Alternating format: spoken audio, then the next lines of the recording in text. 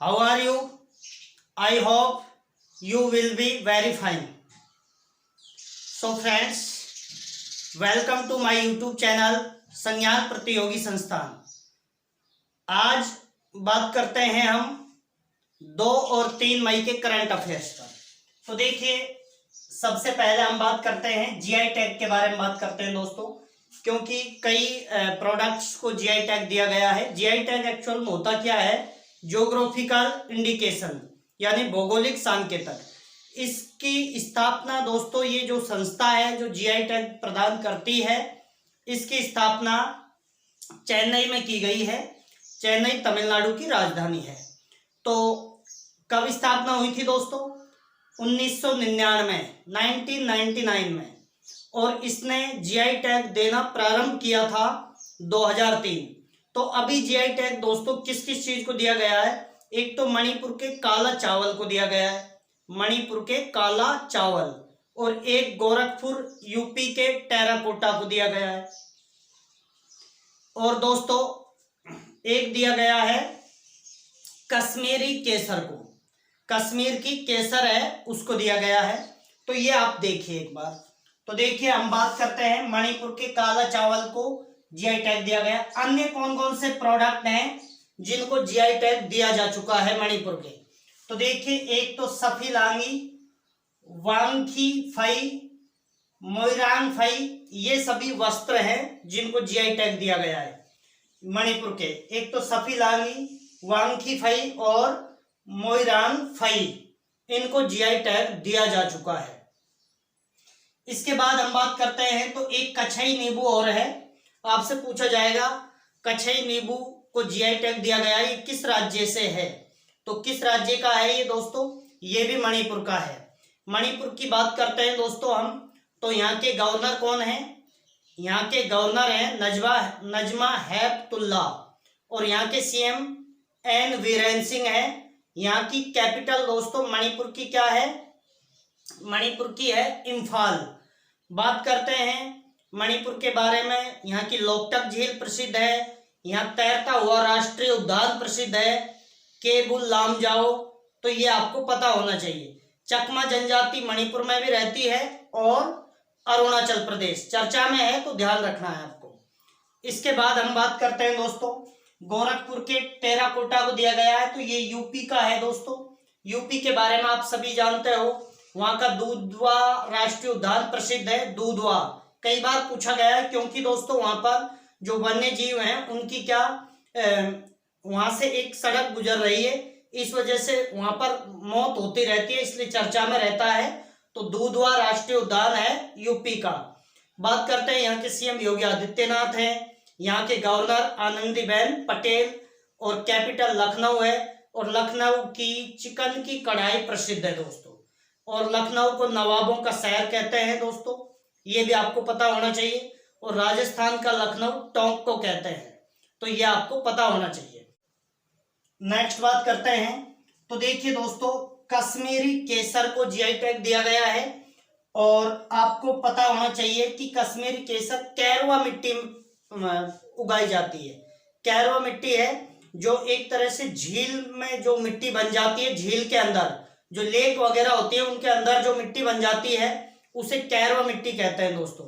आगे हम बात करते हैं, तो देखिए मणिपुर कश्मीर के बारे में, कश्मीरी पश्मीना, ये बकरे के रेशे से कपड़ा बनाया जाता है, तो इसको जीआई टैग दिया जा चुका है कश्मीरी पश्मीना को।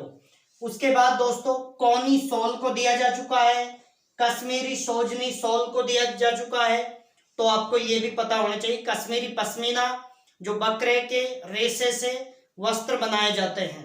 एक कौनी सोल है, एक सोजती सोल है, कश्मीरी सोजती सोल।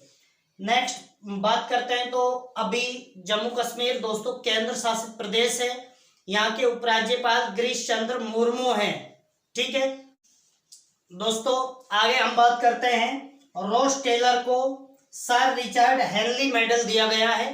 तो ये कहाँ के प्लेयर हैं दोस्तों? ये न्यूजीलैंड के हैं, तो आपको ये पता होना चाहिए, न्यूजीलैंड के प्लेयर हैं। नेक्स्ट बात करते हैं, प्रोफेसर बीबी लाल के शताब्दी वर्ष पर एक पुस्तक लॉन्च की गई है, बीबी लाल इंडिया डिस्कवर्ड। दोस्तों आपको पता ही है प्रोफेसर बीबी लाल के बारे में, तो जैसे जो कालीबंगा सभ्यता है राजस्थान की, उसकी खोज किसने की थी दोस्तों? अमलानंद घोष ने। लेकिन उसका बड़े स्तर पर उत्खनन करवाया था एक तो बीबी लाल, प्रोफेसर बीबी लाल और डॉक्टर बीके थापर ने। तो बीबी लाल का जन्म हुआ था दोस्तों 2 मई। कब जन्म हुआ था दोस्तों? 2 मई 1921। तो अभी शताब्दी वर्ष मनाया गया है, जिस पर हमारे संस्कृति मंत्री हैं प्रहलाद सिंह पटेल, उन्होंने पुस्तक का विमोचन किया है, बीबी लाल इंडिया रीडिस्कवर्ड। इंडिया रीडिस्कवर्ड, आपको ये पता होना चाहिए। और नेक्स्ट बात करते हैं, कोर इंडस्ट्रीज में 6.5% की गिरावट देखी गई है। कोर इंडस्ट्रीज क्या है दोस्तों? भारत के प्रमुख 8 औद्योगिक क्षेत्र हैं, जैसे रिफाइनरी है, ऊर्जा है जिसे इलेक्ट्रिसिटी या विद्युत भी हम कह सकते हैं, इस्पात है, उर्वरक है, और दोस्तों हम बात करते हैं तो जैसे कच्चा तेल है, कोयला है, प्राकृतिक गैस और सीमेंट। तो देखिए अभी दोस्तों इसमें कितनी गिरावट देखी गई है? कोर इंडस्ट्रीज में 6.5%। तो देखिए रिफाइनरी की बात करते हैं तो 28.04% योगदान है उद्योगों में।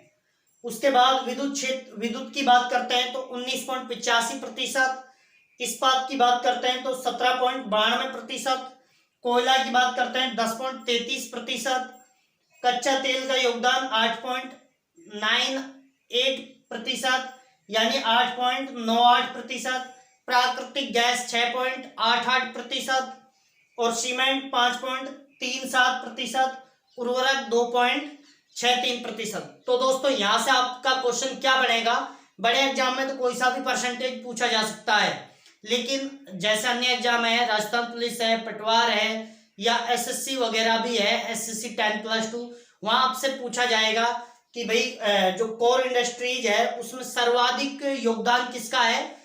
तो रिफाइनरीज का है दोस्तों। कितना है? 28.04। और सबसे कम किसका है दोस्तों? उर्वरक का है 2.63%। तो यह आपको पता होना चाहिए। नेक्स्ट बात करते हैं SN 2000 KD supernova. SN 2010 KD supernova की बात करते हैं तो दोस्तों इसकी खोज किसने? वैसे 2010 में इसकी खोज की गई थी, लेकिन अभी इस पर और रिसर्च किया जा रहा है। तो इसकी खोज की थी आर्यभट्ट रिसर्च इंस्टीट्यूट, नैनीताल उत्तराखंड में। नैनीताल उत्तराखंड में स्थित है। उस मतलब संस्थान के द्वारा इसकी खोज की गई है, तो आपको ये पता होना चाहिए। नेक्स्ट बात करते हैं आरवी स्मिथ का निधन। तो दोस्तों आरवी स्मिथ का हाल ही में निधन हो गया। वो क्या थे आपसे ये पूछा जाएगा। तो लेखक थे, इनका जन्म आगरा में स्मिथ परिवार में हुआ था दोस्तों, ये आपको पता होना चाहिए। नेक्स्ट बात करते हैं चुनी गोस्वामी का निधन हो गया। चुनी गोस्वामी, ये दोस्तों आज आपको एक काम करना है, सारे जो निधन है वो सारे एक साथ पढ़ने हैं आपको। तो देखिए चुनी गोस्वामी का निधन हो गया। वो क्या थे चुनी गोस्वामी दोस्तों? ये फुटबॉलर थे, ठीक है। 1962 में एशियन गेम्स में भी इन्होंने कप्तानी की थी और मेडल जीता था भारतीय टीम ने, ठीक है। नेक्स्ट बात करते हैं बनेरघट्टा जैविक उद्यान। दोस्तों बनेरघट्टा राष्ट्रीय उद्यान है कर्नाटक में। बनेरघट्टा है, वहां पर आंसी है, कुद्रेमुख है और बांदीपुर है, राजीव गांधी है, इस प्रकार से राष्ट्रीय उद्यान है कर्नाटक। तो वहां पर बनेरघट्टा राष्ट्रीय उद्यान भी है, उसके अंदर जैविक उद्यान बनाया गया है दोस्तों। क्या बनाया गया है दोस्तों? जैविक उद्यान। कब स्थापना हुई थी इसकी? 2002 में। आज ये चर्चा में क्यों है दोस्तों? तो आज इसलिए चर्चा में है कि इसके अंदर जो वन्य जीव हैं उनको मतलब घर ले जाने की अनुमति दे दी गई है। जैसे कोई लोग हैं जो गोद लेते हैं वन्य जीवों को, उनको घर ले जाने की अनुमति दे दी गई है यहाँ पर, इसलिए बनेरघट्टा जैविक उद्यान चर्चा में है। राष्ट्रीय उद्यान भी पूछा जाए तो कर्नाटक करना है दोस्तों। यहाँ पर दोस्तों देश का पहला तितली उद्यान भी बनाया गया है 2006 में। आपसे पूछा जाए देश का पहला तितली उद्यान कहाँ पर बनाया गया, तो बनेरघट्टा जैविक उद्यान के अंदर ही बनाया गया है दोस्तों। इसमें कौन कौन से जीव पाए जाते हैं, वन्य जीव, तो देखिए एक तो असमिया लंगूर, असम का प्रसिद्ध लंगूर है जिसे कहते हैं असमिया लंगूर, वो पाया जाता है। कोबरा किंग पाया जाता है दोस्तों, हाथी पाया जाता है। अब कोबरा किंग की बात करते हैं तो उसका आपसे वैज्ञानिक नाम पूछा जाएगा दोस्तों, तो वैज्ञानिक नाम क्या है, नाजा नाजा।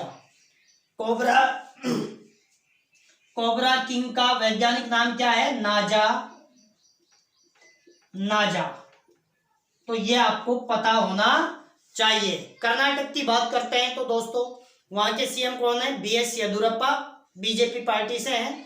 पहले वहां पर कांग्रेस सरकार थी लेकिन गिर गई, उस समय एचडी कुमारस्वामी थे। यहाँ के गवर्नर वजुभाई वाला हैं। कैपिटल बेंगलुरु है, बेंगलुरु को बगीचों का शहर कहते हैं दोस्तों, ठीक है। बेंगलुरु को भारत की सिलिकॉन वैली भी कहते हैं, दुनिया की सिलिकॉन वैली कहते हैं दोस्तों, कैलिफोर्निया यूएसए को। नेक्स्ट बात करते हैं तो देखिए आयु रक्षा कार्यक्रम, तो दोस्तों आयु रक्षा कार्यक्रम किसके लिए चलाया गया है, पुलिस की रक्षा के लिए चलाया गया है। एक तो अखिल भारतीय आयुर्वेद संस्थान के द्वारा और एक दिल्ली पुलिस के द्वारा। कोविड-19 से पुलिस की रक्षा करने के लिए कौन सा कार्यक्रम शुरू किया गया है दोस्तों, आयु रक्षा कार्यक्रम। नेक्स्ट बात करते हैं कोविड-19 उपकर।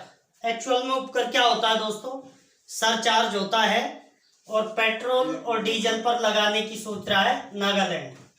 नागालैंड की बात करते हैं तो यहाँ के सीएम कौन है दोस्तों, नेफ्यू रियो। यहाँ के गवर्नर आर.एन. रवि। और बात करते हैं तो कैपिटल यहाँ की कोहिमा है। बाकी नागालैंड के बारे में यहाँ का एक फेमस महोत्सव है, त्योहार है दोस्तों, हॉर्नबिल। हॉर्नबिल त्योहार मनाया जाता है दोस्तों नागालैंड में। और हॉर्नबिल पक्षी पाया जाता है पश्चिम घाट पर्वत में।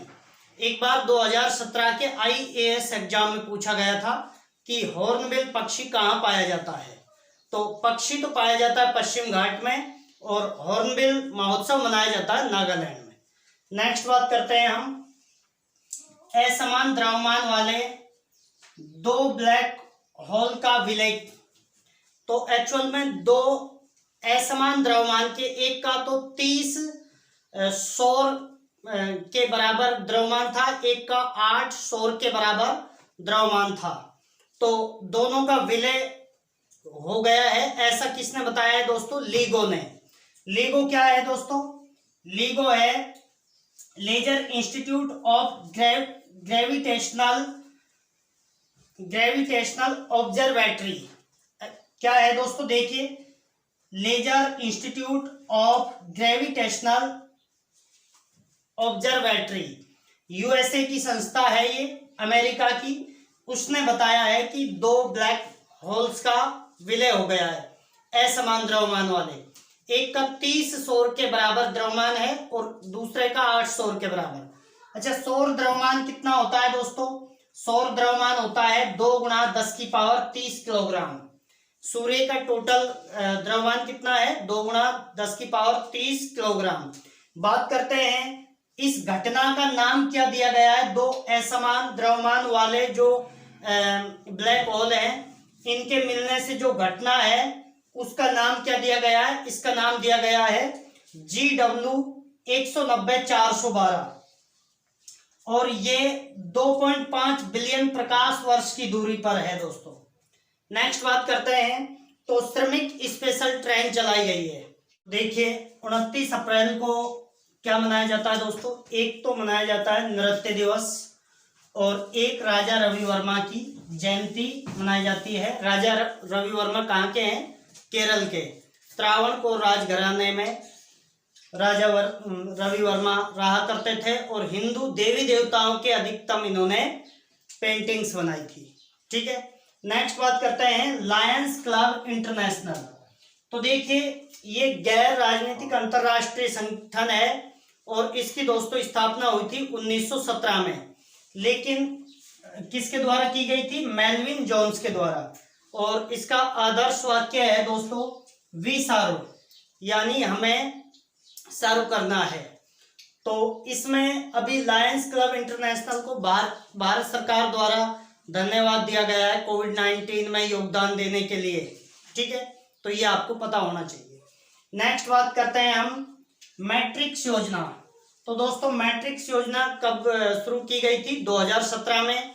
और अभी कोविड-19 के लिए विज्ञान एवं इंजीनियरिंग अनुसंधान बोर्ड सर्व के द्वारा 11 प्रोजेक्ट को मंजूरी दी गई है, इसलिए आपको ये याद रखना है।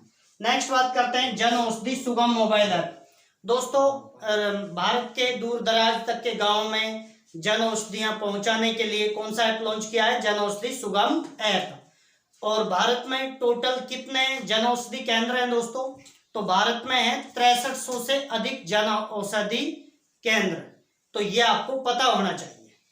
नेक्स्ट बात करते हैं, तो देखिए इम्यूनिटी पासपोर्ट। तो दोस्तों क्या किया गया है? कोविड-19 से जो लोग नेगेटिव हो चुके हैं, जैसे जो संक्रमित थे और अब वो ठीक हो चुके हैं, उनके लिए इम्यूनिटी पासपोर्ट बनाने की बात कही जा रही है, जिस पर WHO ने आपत्ति भी जताई है, चिंता भी जताई है। उन्होंने कहा है कि ये जरूरी नहीं है कि दोबारा उनको कोरोना वायरस न हो।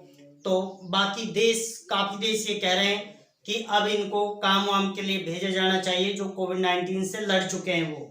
तो इम्यूनिटी पासपोर्ट बनाया जा रहा है दोस्तों उनके लिए। बाकी देखते हैं क्या होता है आगे।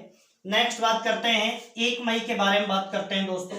तो देखिए 1 मई को एक तो मनाया जाता है महाराष्ट्र दिवस, और 1 मई को गुजरात दिवस भी मनाया जाता है। एक्चुअल में दोस्तों हुआ क्या था कि बॉम्बे प्रांत था, बॉम्बे प्रांत, ठीक है।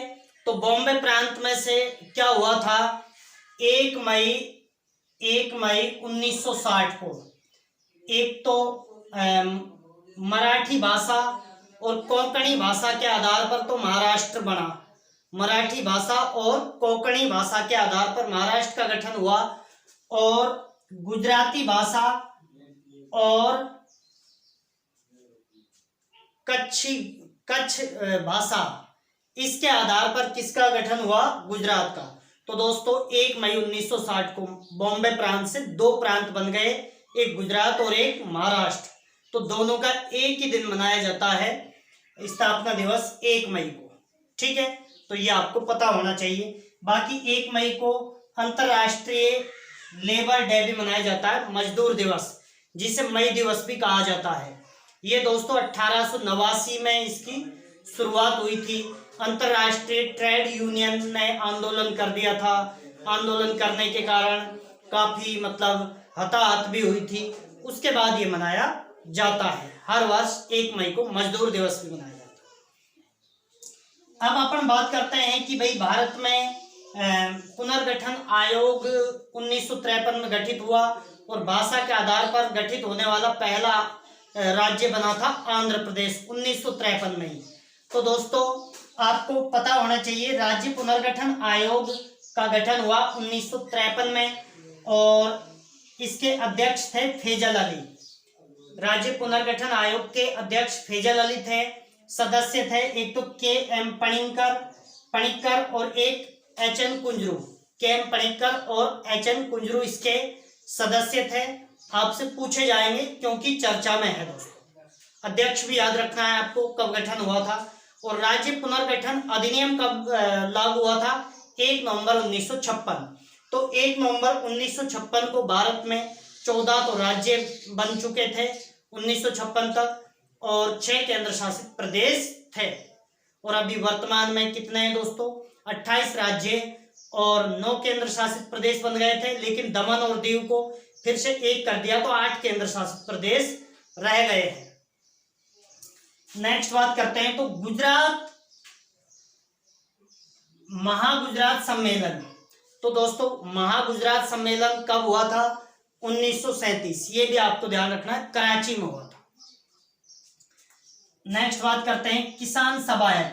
तो दोस्तों किसानों को दूर दराज तक उर्वरक पहुंचाने के लिए और फर्टिलाइजर्स जैसे डीएपी वगैरह है, यूरिया है, ये सारे जो फर्टिलाइजर्स हैं वो पहुंचाने के लिए किसान सभा ऐप लॉन्च किया गया है। किस किस के द्वारा दोस्तों? एक तो CSIR और एक CRRI के द्वारा। CSIR और CRRI के द्वारा। CSIR क्या है? Council of scientific and industrial research, यानी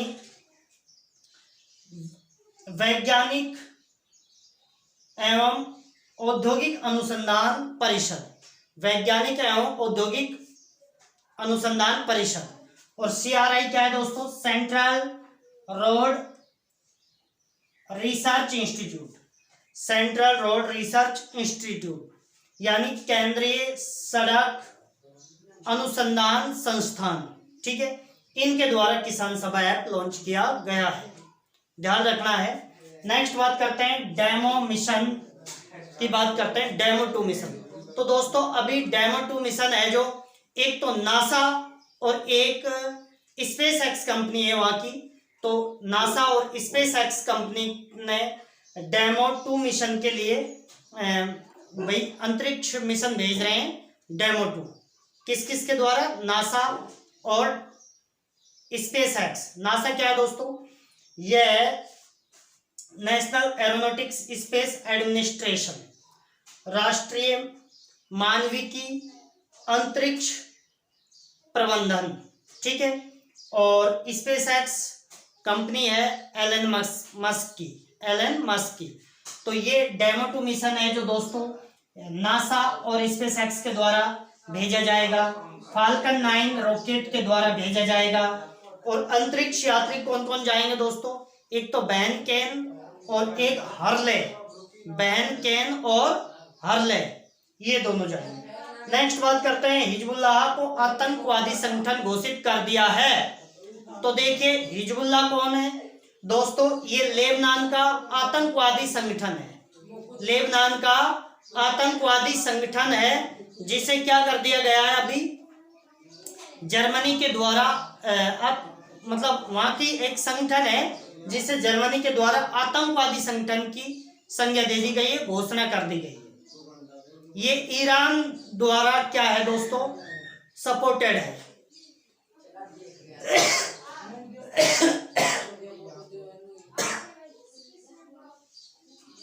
तो देखिए दोस्तों ये था आज का करंट अफेयर्स, जबरदस्त पूरी जानकारी मिली। अब आप ये तो कह ही नहीं सकते कि जानकारी अच्छी नहीं मिली, जानकारी जबरदस्त है। चाहे यूपीएससी, आरपीएससी, जो भी एसएससी, रेलवे, अदर एग्जाम्स जो भी हैं, कोई भी एग्जाम्स दीजिए, आपको जबरदस्त फायदा मिलने वाला है। आपके 70 से 70% के आसपास इंडियन जीके और नेशनल इंटरनेशनल जीके के क्वेश्चन भी हल होंगे। सब्सक्राइब करना चैनल आपके हाथ में है, करना चाहते हो तो जरूर करना, क्योंकि जानकारी तो टॉप ही मिल रही है आपको, ज्योग्राफी में भी, करंट अफेयर्स में भी, कंप्यूटर में भी। तो आप यदि करना चाहते हो तो कर दीजिए, अन्यथा कोई दिक्कत नहीं है। बाकी पूरा पढ़ते रहिए, आपका सिलेक्शन हो जाएगा। धन्यवाद।